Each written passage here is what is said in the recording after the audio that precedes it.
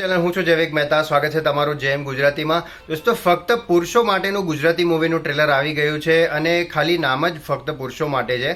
Ladies પણ જોઈ શકે છે, છોકરાઓ પણ જોઈ શકે છે અને ટ્રેલર જોતા એવું લાગી રહ્યું છે કે ફેમિલી એન્ટરટેનિંગ મૂવી હોઈ શકે છે. તો જ્યારે ફક્ત મહિલાઓ માટે મૂવી આવ્યું હતું તો એક અલગ પ્રકારની સ્ટોરી હતી, એક યુનિક સ્ટોરી હતી અને યશ સોનીની એક્ટિંગ એમાં ખૂબ જોરદાર હતી. આમાં પણ યશ સોનીની એક્ટિંગ ખૂબ જોરદાર લાગી રહી છે.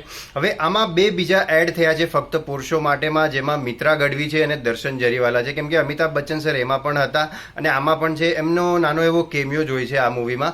તો મિત્રા ગઢવીની વધારે એક્ટિંગ આમાં જોવા મળી નથી અત્યારે તો ટ્રેલરમાં, કેમ કે જે આપણે ટીઝરમાં જોયું હતું એ જ ટ્રેલરમાં દેખાડવામાં આવ્યું છે.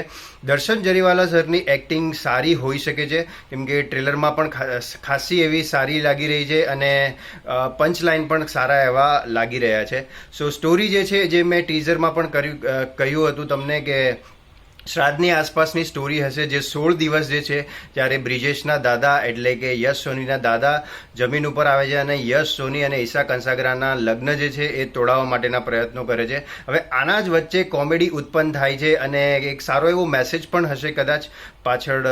તમે જુઓ જ્યારે મૂવી પૂરી થશે ત્યારે કદાચ એવું લાગી રહ્યું છે, પણ હવે એક્ઝેક્ટ તો મૂવી જોયા પછી જ ખબર પડશે. તો 23 ઓગસ્ટના મૂવી જે છે એ રિલીઝ થવાની છે.